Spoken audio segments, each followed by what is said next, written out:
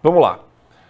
Para começar, a gente tem aqui uma situação que ontem eu comentei no programa Sem Rodeios da Gazeta do Povo, que é o Foro de São Paulo, né?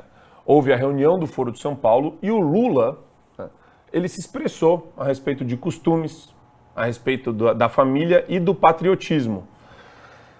Ele atacou a direita para variar, né, e deu pistas a respeito dos próximos passos do governo. Eu quero já rodar o primeiro vídeo que a gente tem aqui para o Rafael dar uma olhada comigo nisso. Muitas vezes a direita ela tem mais facilidade do que nós com o discurso fascista.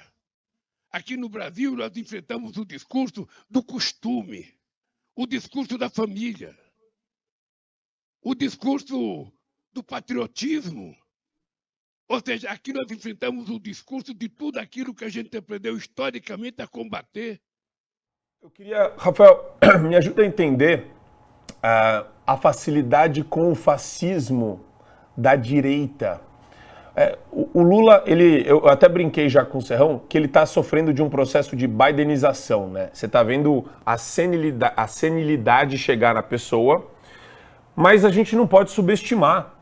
E a gente não pode fingir que a imprensa inteira ignorou e chamou de louco quem apontava para a existência do Foro de São Paulo, um foro de comunista.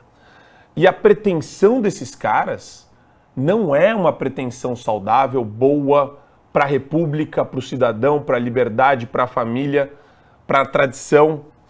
É a pretensão do Estado invadir a tua vida e a tua seara privada em todas as esferas.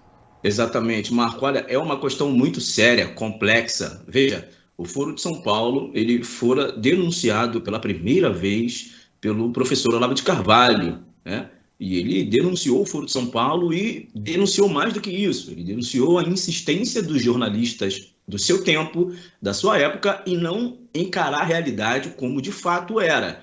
Quando ele denunciava o Foro de São Paulo, os jornalistas simplesmente, para tirar a sua credibilidade e para fazer com que ele entrasse num ostracismo, dizer que isso não era verdade e que isso era uma inverdade e que era uma coisa da cabeça dele. Ele insistiu com essa teoria, que para muitos, há alguns anos atrás, até alguns meses atrás, era a teoria da conspiração. Ele insistiu com essa teoria, estudou, se aprofundou, entendeu, para que pudesse nos ensinar. E assim o fez contra tudo e contra todos. Isso não foi um problema só dos jornalistas dos dias do professor Olavo de Carvalho, que Deus o tenha, mas esse também foi um problema dos jornalistas da pós-modernidade, agora, nesses dias atuais. Dentre eles, Amanda Klein, Otávio Guedes, da Globo News, e o clássico da Vera Magalhães, quando disse que o Foro de São Paulo era uma criação e uma teoria da conspiração. Inclusive, não só termos como esse, mas a gente vê alguns termos, por exemplo, como governo mundial, nova ordem mundial, que virou chacota e ficou conhecido como os teoristas da conspiração, tais quais falassem a respeito desses termos, que hoje é falado abertamente, inclusive em veículos de comunicação tradicional, assuntos como nova ordem mundial.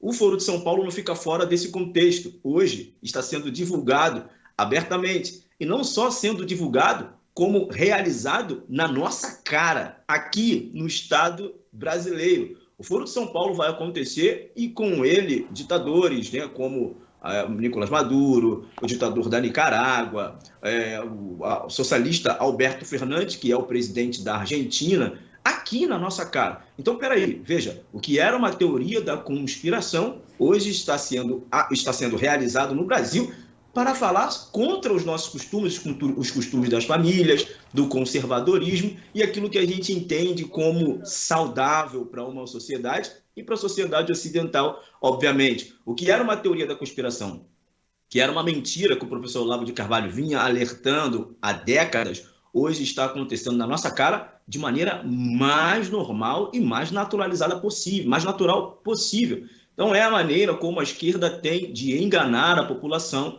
E aí eu pergunto, né, será que os jornalistas continuam acreditando que isso é simplesmente uma teoria da conspiração e que não existe? Ou vai fazer vista grossa diante dessa calamidade e dessa verdade que praticamente se torna impossível de esconder, acontecendo debaixo e bem debaixo dos nossos narizes e dos nossos olhos?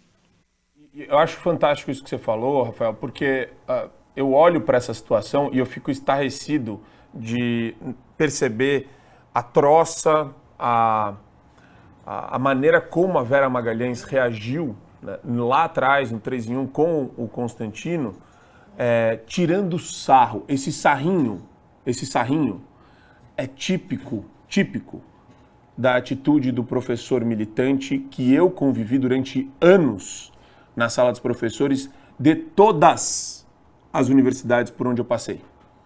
PUC, Unib, FAM, onde eu fui dar aula também esporadicamente, cursinho para OAB, cursinho para concurso público. Tudo isso é troça, é aquela brincadeira que tem um intuito específico de intimidar, de pregar com a sua insegurança. Ele prega contra a sua insegurança. Então, na verdade, ele aposta na sua insegurança de ter convicção e combater essas falácias, né? E desmentir essa maneira tosca, né, de você se comportar.